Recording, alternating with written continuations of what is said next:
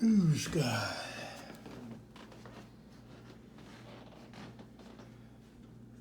think this is a good spot for me. So, what we're going to be talking about today is marriage, divorce, and its rules. Now, I'm not going to get into necessarily all of the rules, but some of the rules that I kind of came up with biblically. That's going to acknowledge the speech in which I am presenting. So, you two are young men. One day, you're going to get married, right? Mm-hmm. Once you do decide to get married, it's your job to remain married. Nobody else's job. Once you get married, it is your job to remain that way. Here's a startling fact outside of this fact that it's your job to remain married. 50%, half of the people that get married, half of the people that say I do, they actually don't. What I mean by that is 50% of the people that get married, their marriage ends in divorce. Now I'll go over what divorce is in a second. But this statistic is according to the American Psychology Association. So that means that if 10 couples gets married tomorrow, statistically, 5 of those couples, at some point, their marriage will fail. I'm a part of that 50% statistic. You guys remember I was married before. Mm-hmm. I've succumbed to the 50% of the individuals whose marriage actually failed and who basically my marriage and in the marriage it did not. I might have said I do, but it did not. So 2 questions you're going to want to ask yourself is, do you want to remain a part of the 50% that remains married, or do you want to be a part of the 50% that gets divorced? Elohim, which is another name for God. In the beginning, Elohim created. He instituted marriage so that man and woman could be whole. Man and woman alone are not complete. Everyone has a counterpart. There's somebody compatible for everyone. There's a yin and a yang. There's always somebody that has what you do not have that complements you greater. Okay? So that complements you and completes you to its completeness. When we think about the story of Adam and Eve, God created Adam. He brought everything to Adam, to name the animals. But in the scriptures it said that there was not a suitable helper found for Adam. So God had to put Adam to sleep, create Eve out of the rib, so that Adam could then be complete. So God created marriage so that man and woman could be complete or whole.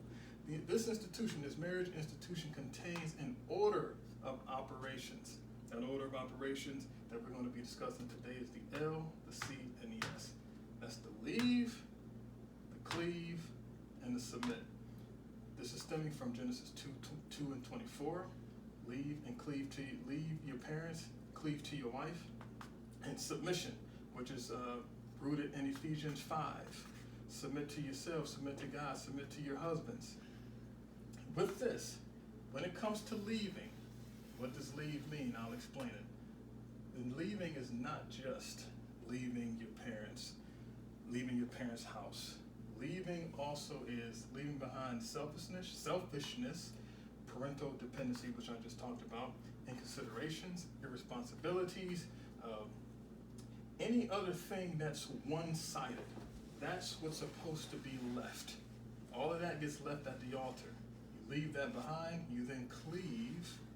You cleave or cling to or adhere to who you are saying I do to, and cleave to that or who in which you agree completed you. Once you find a mate that you believe completes you, you leave all of the things that are one-sided behind and you cleave unto that which you believe completes you. As they say, your better half. We've all heard this statement before. I found my better half, or I married my better half, or you are my better half. Then we go to the S, the submit. Submit to each other, as Ephesians 5:21 says. This is the submission piece. First, we are to, as a married couple, submit to each other. This is not a one-sided thing. Submit to each other. Ephesians 5:21. Wives, then submit to your husbands. So this is the task for the wife. The wife is to submit to the husband. Husbands, love your wives as Christ loved the church. Here's the grand finale of that. And gave himself for it. So when you guys become husbands, your job is going to be to leave, cleave, submit. So you're going to leave all of the selfishness, all of the one-sided things behind. You're going to cleave to that in which completes you. You're going to also submit to your spouse. Your wife is to submit to you. You are to love your wife as Christ loved us and gave himself for it, which means what? Sacrifice. Sacrifice. All of this is embodied in this: leaving, cleaving, and submission. All of this is also embodied in this institution, the institution of marriage. This is what marriage is. It's leaving, cleaving, and submitting to each other. Leaving the old you behind, leaving the one-sided you behind, cleaving to that which makes you better, makes you whole, and submitting to each other out of respect or reverence for Christ, loving and loving. So, where does divorce come into play into all of this? So, in divorce, one could honestly say, okay, these aren't the only things that could potentially lead to divorce, which is accurate. There are a lot of things that could lead to divorce.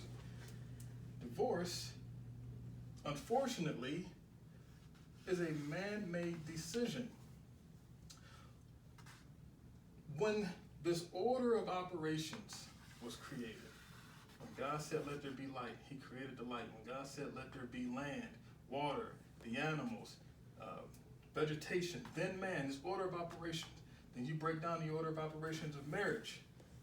In that order of operations, divorce or separation is never mentioned.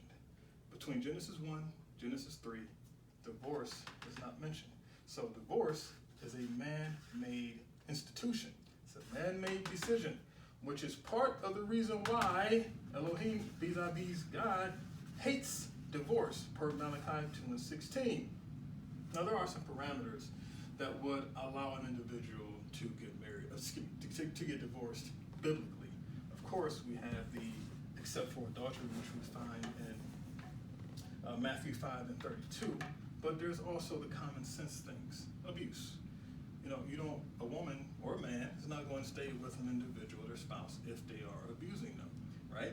So abuse doesn't necessarily just consist of physical abuse. We have verbal abuse, substance abuse. There's also abandonment. Let's say you guys get married and God forbid your wife ends up going to jail. She does something, makes a mistake, she ends up going to jail for 20 years. What are you supposed to do? What are you going to do? So, are you going to remain married in that 20-year span? Or is there a just cause for a divorce based off of the fact that you are left? You no longer have your other half that's making you complete. Your other half that's making you complete is doing 20 years somewhere else. So you're no longer complete again. So you're going all the way back to the beginning to where you need something to cleave to and to submit to. You can't cleave to something that you can't physically hold. You can't submit to something that you can't physically be with on a day-to-day basis. So, all in all, this could be a potential guideline for you guys when you do get married. So, the point that I'm trying to make here is, when you do get married, if you follow these rules, divorce should not be an outcome. Divorce should be the last thing, one of the last things ever on your mind. Matter of fact, once you get married, divorce should never even be a conversation topic. Marriage is a beautiful thing. Marriage is a beautiful thing because it was instituted and created by the greatest creator there is, which means it is one of the greatest things there can be that exists once you are elevated within its institution and you adhere to the rules of that institution. Y'all understand? Mm-hmm. Perfect. Good. Good job. Thanks for remaining quiet.